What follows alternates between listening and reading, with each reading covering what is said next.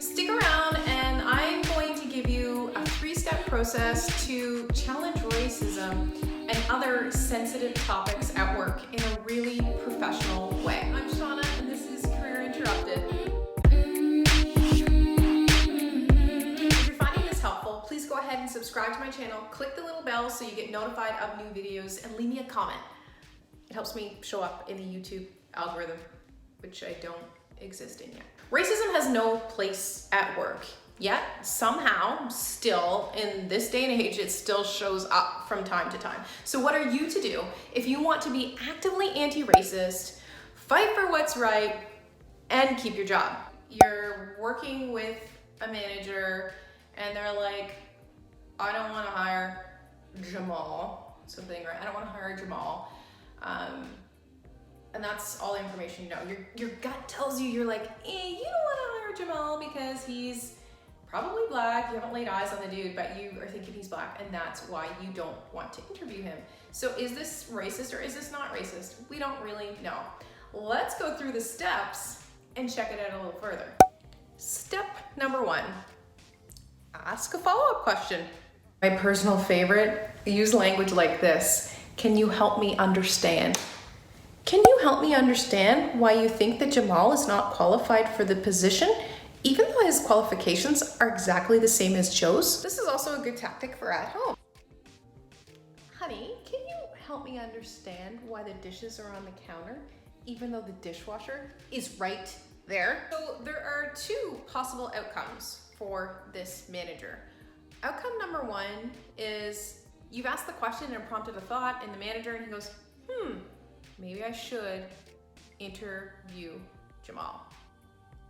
Checkmate. You are winning. Great, you've made a difference at work by simply asking a follow-up question. That is possible. Outcome number 2 is that the manager kind of evades your question and doesn't really get the point of what you're asking him and says something like, well, I know lots of Jamals and I don't need to meet with this one.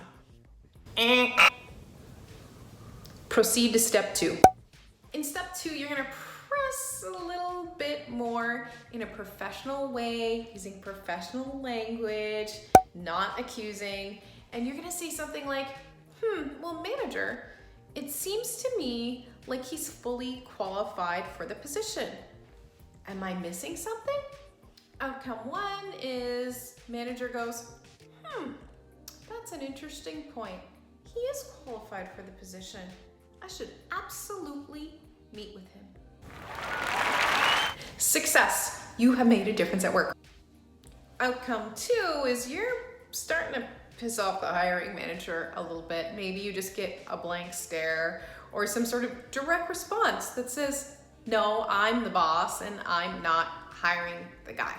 If this is the case, join me over on step 3.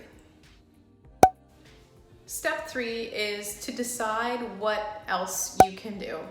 And step 3 is hard because there really is no one-size-fits-all solution here.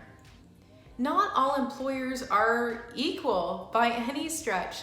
Some employers are gonna have really formal programs where you can go in and actually report racism. Now, be careful because sometimes there's systemic racism in that itself.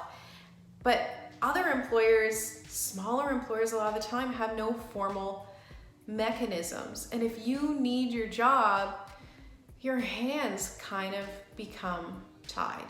So your options are to report it or not, if there is a way to report racism at your work. There's often a code of conduct. Some places even have like an 800 number you can call to report racism or discrimination confidentially. If you're really struggling with this, can you reach out to someone senior at your organization, someone who you know, like, and trust? Another option is to wear your Black Lives Matter t-shirt and hat to the company picnic. I like that one. If this employer is feeling not aligned with your values, as an individual, it could be time to start looking for another job, and that is your last option. If you are feeling out of purpose when it comes to your career, and if you are in a place where you feel like I'm in a job that's really not aligned with my values and who I am, start with my free quiz, Find Your Career Purpose. The link is in the description. What else could you do if the manager is just not getting it? What else could you do? Tell me in the comments, what would you do? Have you had experiences like this in your workplace? I know I sure have.